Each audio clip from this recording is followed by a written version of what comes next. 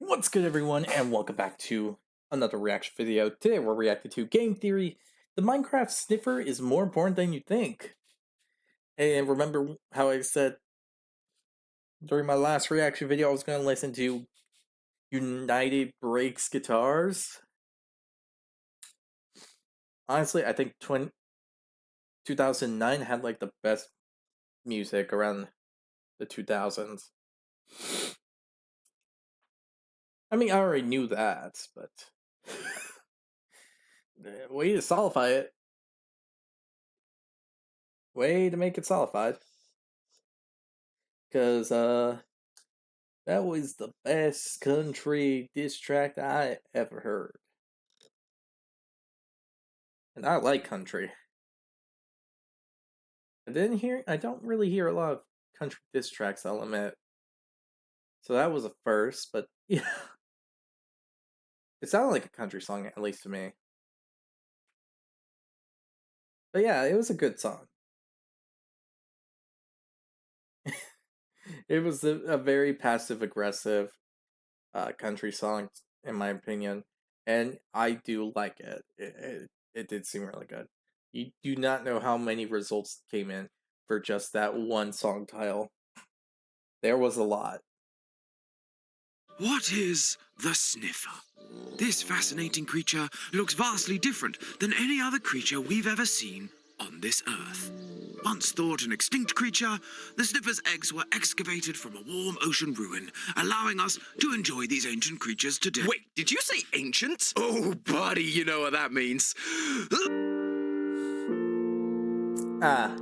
Hello, Internet! Welcome to Game Theory, the show that's always sniffing for clues and digging up lore. And you guys have no idea how happy I am to be doing this episode. I've written a number of Minecraft theories in my time, but this one is my Minecraftian white whale. I was so excited when the Trails and Tales update came out almost a year ago. Finally, an update that was going to focus on the ancient lore of Minecraft. And what did Mojang give us? Some lines on our armor and pieces of broken pots. Yeah, it wasn't the most exciting update. It was certainly no warden, that's for sure. But we made the most of it, and we managed to use those broken pots and armor trims to figure out that the ancient builders weren't one collective group, but a number of tribes, each with their own specific resources. However, there is one part of this update that we've purposefully ignored. One that I'm sure the keen miners and crafters among you have already noticed. The winner of the completely legitimate mob vote of 2022, the Sniffer. And the winner is the Sniffer. This is a mob that apparently went extinct, but if you find an egg, you can hatch it, and from that point on, it'll spend its time walking around sniffing for special seeds that it'll then dig up. It's a pretty unique mechanic. Plus, the idea of finding an egg rather than taming a wild mob is a fun idea. And in the past, whenever a new mob has been added, we've made sure to do a...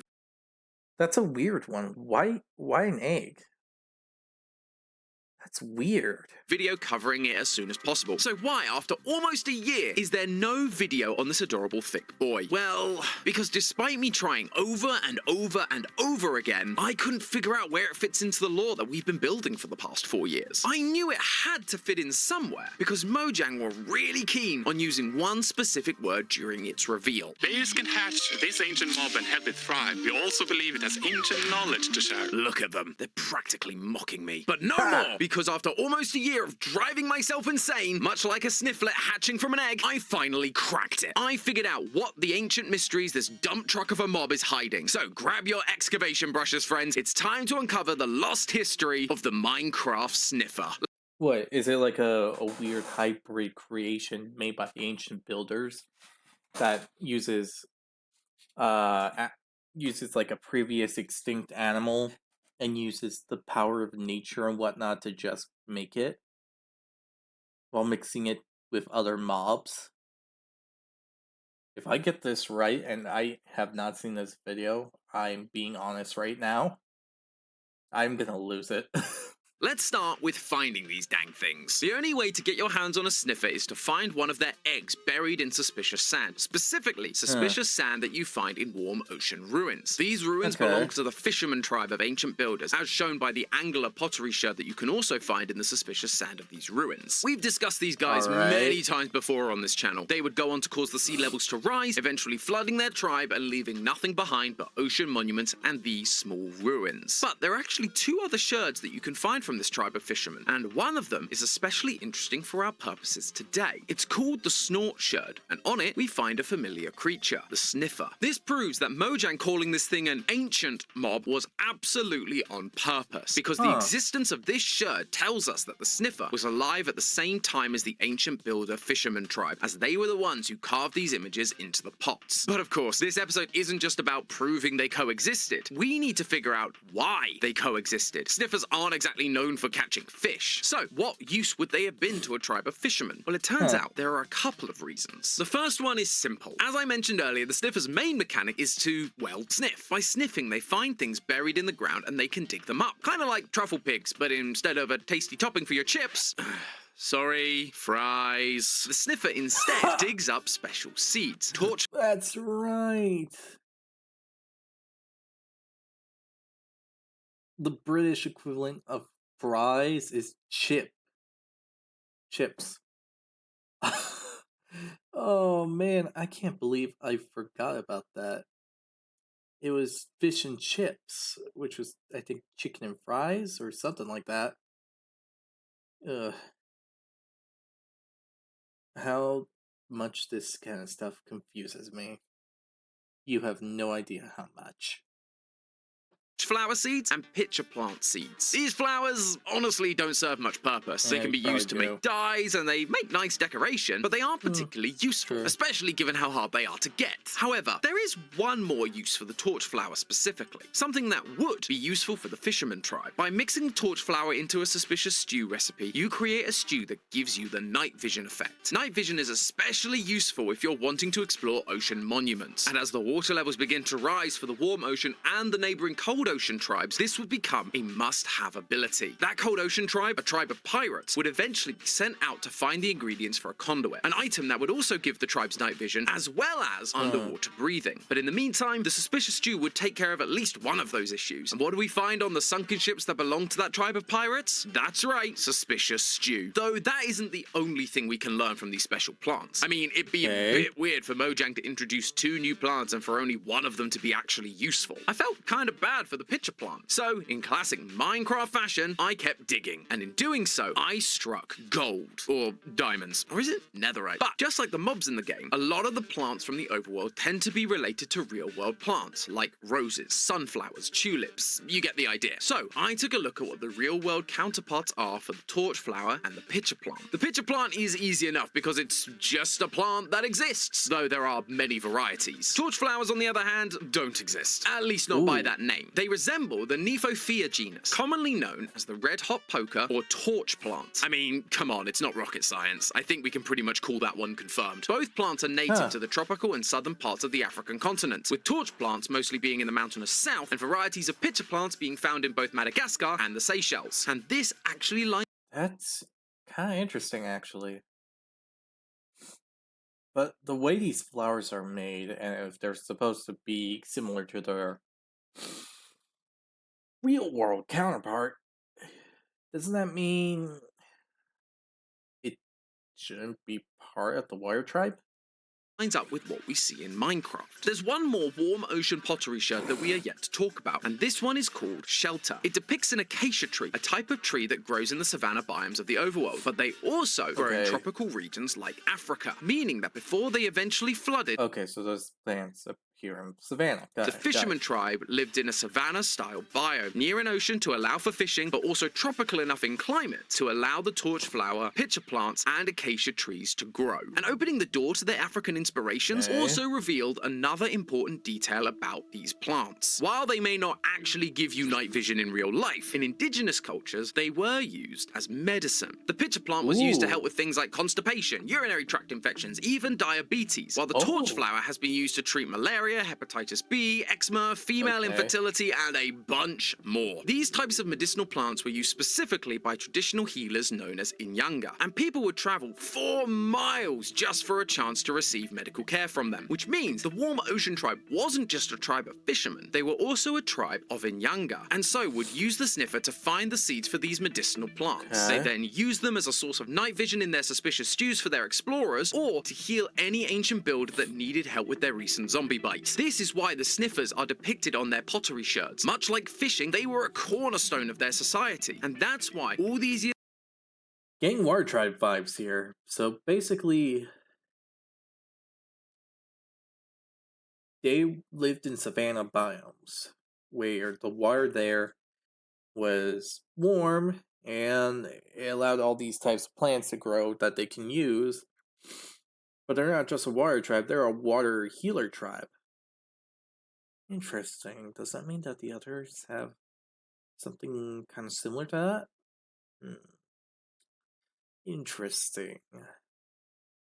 Interesting. Years later, we can find their eggs buried in the ruins of the cities they used to help. However, while this is where the Sniffers ended up, it isn't actually where they started. And if you think these guys are big now, well, oh, buddy, do I have a surprise for you. If you go underground in the overworld, you have a chance of finding generated structures known as fossils. They've been in the game since version 1.10, which was released all the way back in 2016. And yet, Wait, really? we've never been able to figure out what kind of creatures they relate to. The game files label these fossils as either fossil skull number 1 to 4, or fossil spine, also number 1 to 4. These fossils are skeletons of dead creatures from a long forgotten time, an ancient time, if you will. And at this point, you can probably see where I'm going with this. By using spine Wait, 4 and skull really? 3 together, it looks like the skeleton of a massive sniffer, with big nostrils and a large barrel body. Now, I know what you're thinking. The sniffer is pretty big, but it's not that big. Whatever these skeletons are, they were massive beasts, larger than the biggest mob in the game, the Ender Dragon. However, I do have an explanation for this. Domestication and natural selection. Domestication is the process of taming an animal to keep as a pet or to use for work tasks like farming. Dogs were domesticated from a species of wolf known as the grey wolf from around 130,000 years ago. With time, the wolves became more obedient, more docile, and yes, smaller. This is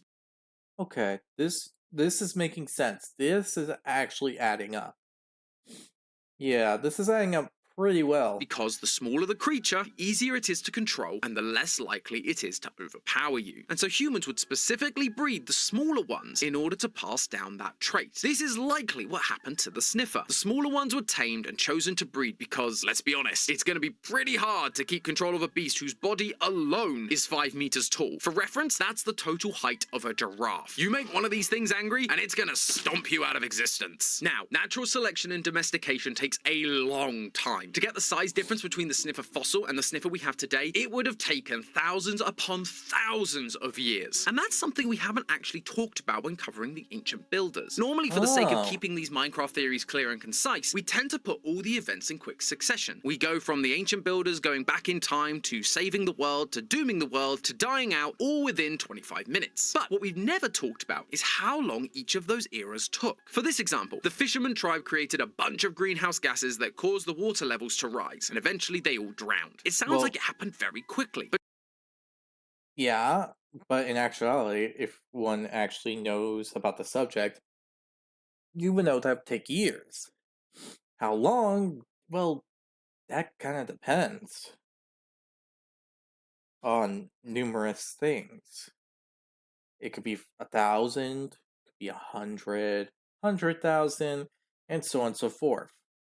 So technically, we don't really know.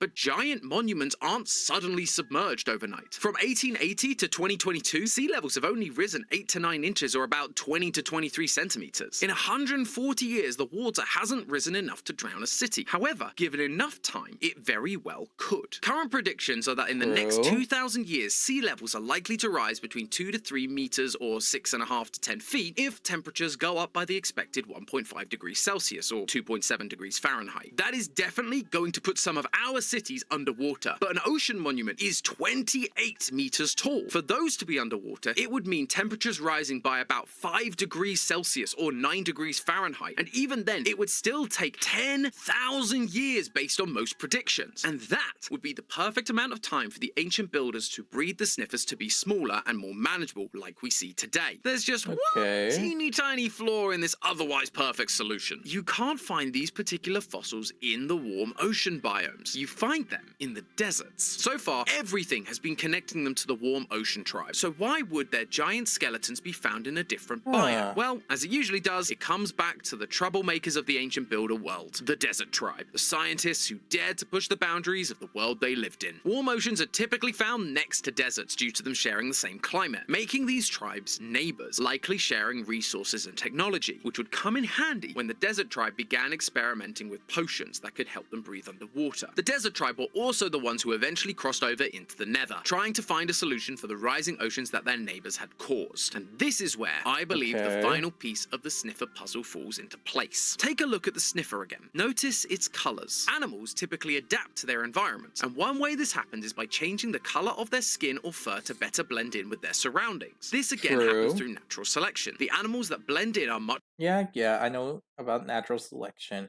Throughout time and process, animals that have certain variations of fur, skin, and whatnot changes to adapt to the environment around them.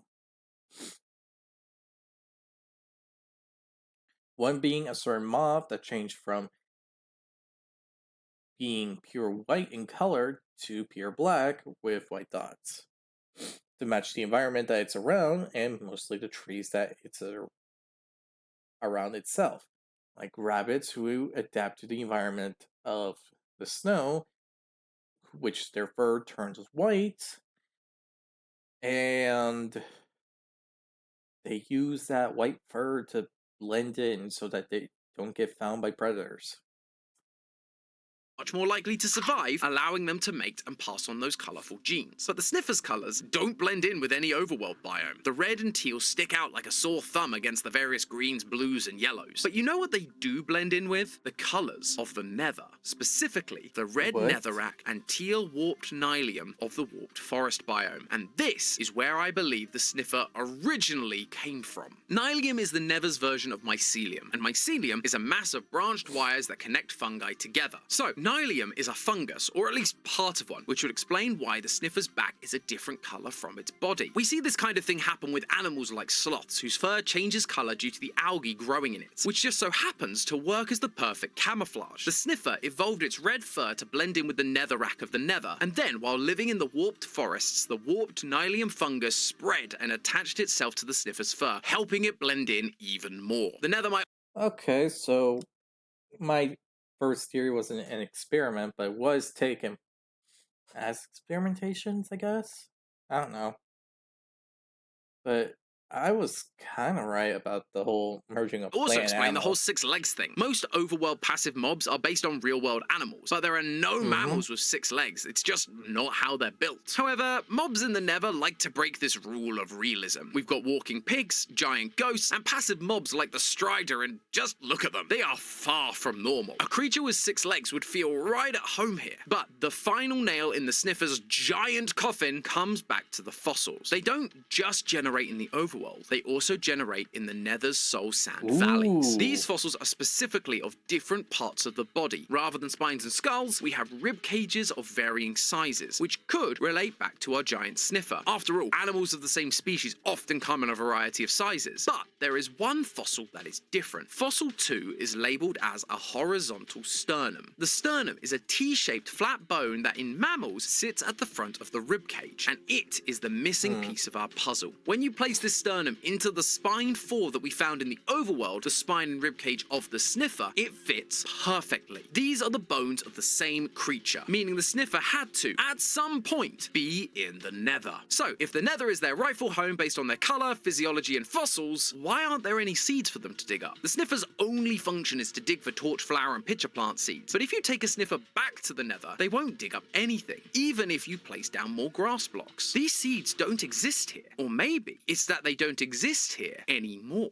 In another theory, we proved that the Nether was not always the fiery landscape it is now. The existence of the basalt deltas showed us that there was once an ice age, as you need ice and soul soil for basalt to be created. This means water had to exist in the Nether, so more traditional plants like torch flowers and pitcher plants could definitely have grown here. We've also spoken about the biodiversity in the Nether, and how in the past there used to be many more species of flora and fauna, like torch flowers and pitcher plants. But both the ice age and the biodiversity biodiversity came to an end thanks to the piglins heating up the atmosphere by industrializing, creating weapons and armor to conquer more worlds. So, we have evidence that these giant sniffers Okay. existed in the Soul Sand valleys, and so it would make sense that at one point in time, these seeds and flowers used to exist in this part of the Nether. But when the valleys dried up, there were no more seeds for the sniffers to eat, causing them to starve and die out, with their fossils being all that remained. The ones that did survive would need to find a new biome, a biome with plant life that they might be able to live off, the forests of the Nether. Due to their red fur, they would blend in really well with the Crimson Forest. However, the Crimson Forest is home to hoglins and piglins, both hostile mobs, with the latter being specifically known for hunting. Now, of course, these are giant sniffers, so you might think that piglins and hoglins aren't going to be much of a threat. But Neanderthals used to hunt massive creatures like woolly mammoths, and they would often target the much smaller offspring, as they would be much easier to hunt or kill. And that could lead to extinction, which is why they ended up inhabiting the Warped Forest. The Warped Forest is home to the Striders, a passive mob that was no threat to the Snifflets. Plus, mobs like the hoglin are afraid of warped fungus, running away when within 7 blocks of the stuff. It was the perfect place to hide, and over time, the warped Nylian began to grow on their backs, further blending them into the forest. But as we know, their journey isn't over yet. Eventually, the Desert Tribe entered the Nether, discovering the magical properties that the mobs of this world could provide them. Things like blaze rods, magma balls, and gas tears. And so, they wanted to see what the Sniffer was capable of. Despite its size, the Sniffer was a docile creature, and so they were able to lure it back to the overworld. They began selectively breeding them to make them more manageable, but during that time, they noticed the Sniffers were clearly looking for something. And when they wandered a little further to patches of grass, they dug up seeds that no one had seen before. Grass was a rare sight in the desert, and the Sniffers can't dig up sand blocks. However, there was plenty of grass in the neighboring savanna-like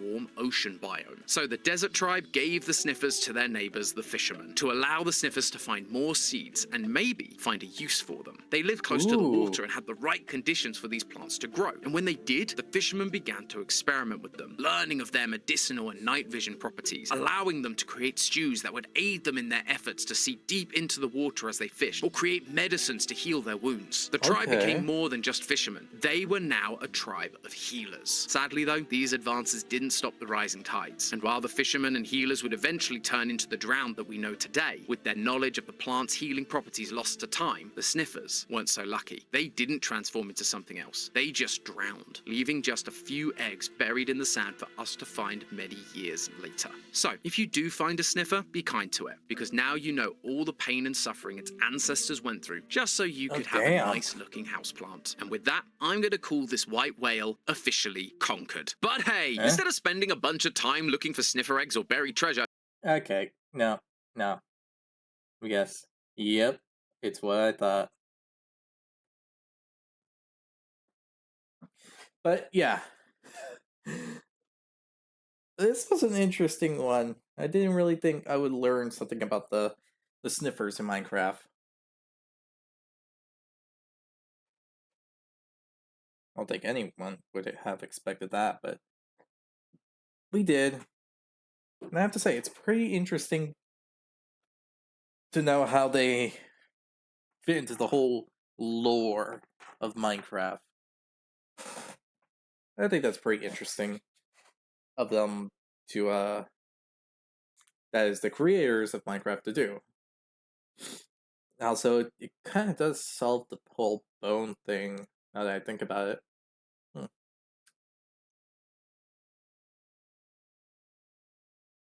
You never really go underground around 2016. Not a lot, so... And even then, I wouldn't go exploring into very out of the place biomes. Mainly forest.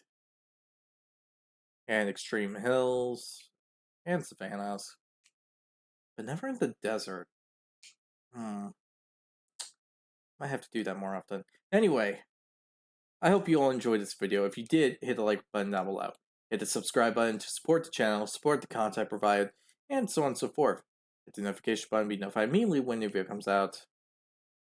And yeah, tell me what you think about this whole theory in the comment section below. I think it's really interesting. Because now it seems like the Minecraft lore has more solid evidence to make everything that's being said be more true. And ones can't, and certain people can't argue against it. So tell me what you think in the comment section below, and give Game Theory some love and support for the video they made. Other than that, I'll see you all in the next video. Bye!